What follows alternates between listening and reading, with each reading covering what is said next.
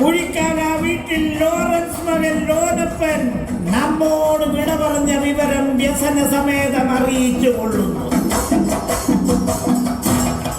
ഏതാനും നിമിഷങ്ങൾക്കകം നെറ്റിപ്പട്ടം കെട്ടിയ ഗജവീരന്മാരുടെ അകമ്പടിയോടെ പരേതന്റെ മൃതദേഹവും വഹിച്ചുകൊണ്ടുള്ള ഘോഷയാത്ര ആരംഭിക്കുന്നതാണ്. ഈ ഘോഷയാത്ര സ്പോൺസർ ചെയ്യുന്നത് പരേതന്റെ മൂത്ത പുത്രൻ അമേരിക്കക്കാരൻ മത്തായി കുട്ടിയാണ്. അതെ, മത്തായി കുട്ടി. ഈ മഹനീയമായ ചടങ്ങിൽ എല്ലാവരുടെയും സാന്നിധ്യ സഹകരണം ഉണ്ടാകണമെന്ന് അഭ്യർത്ഥിക്കുകയാണ്, അപേക്ഷിക്കുന്നു. സംഗതി കുഴപ്പമാവുന്ന തോന്നുന്നത്. ബോഡി എടുക്കാൻ അവരിങ്ങെത്തും. നമ്മൾ എന്താ ചെയ്യണ്ടേ? വഴിയുണ്ടടാ, നിങ്ങളിഞ്ഞു വാ.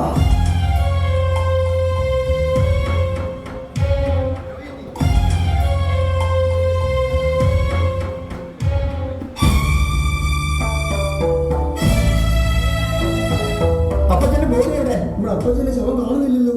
അയ്യോ, എന്റെ അപ്പച്ചന്റെ ശരീരം എവിടെ പോയി? അയ്യോ, അപ്പച്ചന്റെ ബോഡി എവിടെ? പള്ളിയിലോട്ട് പോയതാണോ? എടാ വിട്ടി, ശവം നടന്നു പോകുമോ? അയ്യോ, എന്റെ അപ്പച്ചൻ എങ്ങോട്ട് പോയി? വിലാപയാത്രയ്ക്ക് വേണ്ടത് എല്ലാം ഇടപാട് ചെയ്തേച്ച് വരിക ഞാൻ. ഇവിടെ എല്ലാം സംഭവിച്ചത് ചിലപ്പോ ഉയർത്ത് എഴുന്നേറ്റായിരിക്കും. യേശുദേവൻ അങ്ങനെ ആയിരുന്നു. പറയണോ? ഞാൻ അപ്പത്തിന്റെ ഡെഡ്ബോഡി ഇവിടെ പറയണോ?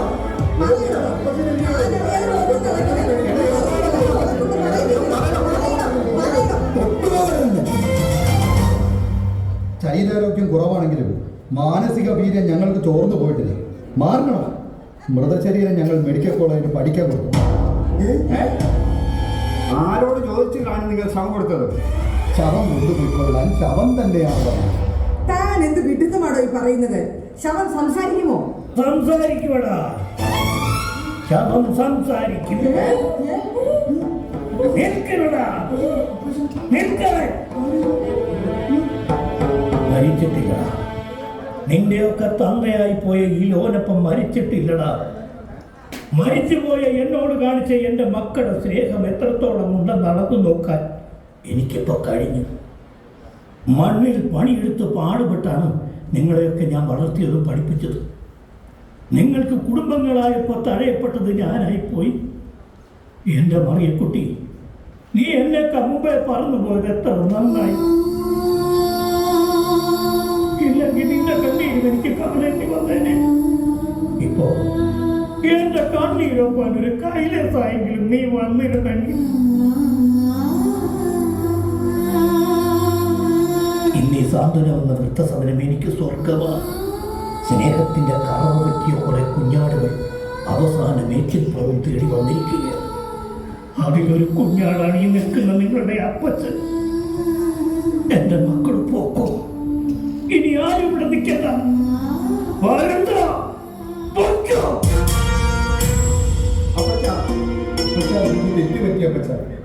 ജീവിത തിരക്കിനിടയിൽ അപ്പച്ചന്റെ കാര്യം ഞങ്ങൾ വിട്ടുപോയി.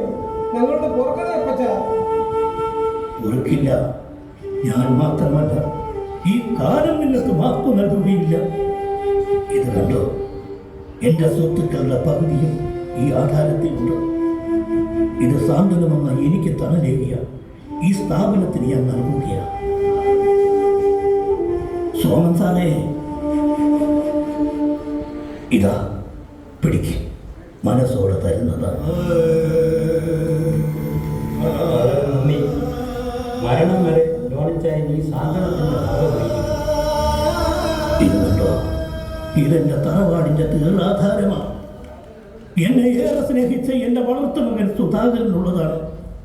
സുധാകര, നീ ഇനി വാട, മടിക്കാതെ വാട. ഇത് നിനക്കുള്ളതാണ്. എനിക്കൊന്നും വേണ്ട, സ്നേഹം മാത്രം മതി. നീ ഇത് വാങ്ങുമോ? നീയാണിതിനർഹൻ. വാങ്ങടാ സുധാകര, നീ തന്നെയാണ് ഇതിന് അവകാശി. വേണ്ട, ജീവിത തിരക്കിനിടയിൽ അപ്പച്ചനെ ശ്രദ്ധിക്കാൻ ഞങ്ങൾക്ക് കഴിയാതെ പോയി. നീ ഇത് വാങ്ങിച്ചോളൂ, ഞങ്ങൾക്ക് സന്തോഷമാണ്.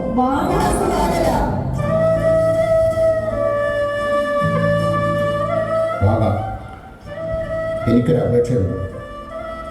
വലിയച്ചായൻ എന്നോടൊപ്പം ഒന്ന് താമസിക്കണം. ഏത് ദുനിയാവിലോട്ടാണേലും ഇങ്ങനെ ഞങ്ങൾ വിട്ടു തരൂല. എല്ലാം നിങ്ങളുടെ ഇഷ്ടം. സമയം കിട്ടുമ്പോൾ ഞങ്ങളുടെ അപ്പച്ചനെ ഞങ്ങൾ വന്ന് കാണാം, ഇല്ലേടാ? ഇടയ്ക്കിടയ്ക്ക് അപ്പച്ചൻ തറവാട്ടിലേക്കൊന്ന് വരണം. ഈ സാന്ത്വനം പോലെ വർഷത്തിലൊരിക്കലെങ്കിലും നമ്മുടെ തറവാട്ടിൽ നമുക്ക് ഒത്തൊരുമിക്കാൻ നിങ്ങൾ എനിക്ക് അവസരം തന്നാൽ മതി. എന്നാൽ ആ ഒത്തൊരുമ ആദ്യം ഇവിടെ തന്നെ അതെ അതെ, അങ്ങനെയാണെങ്കിൽ ഈ ഓണം ഇവിടെ തന്നെ.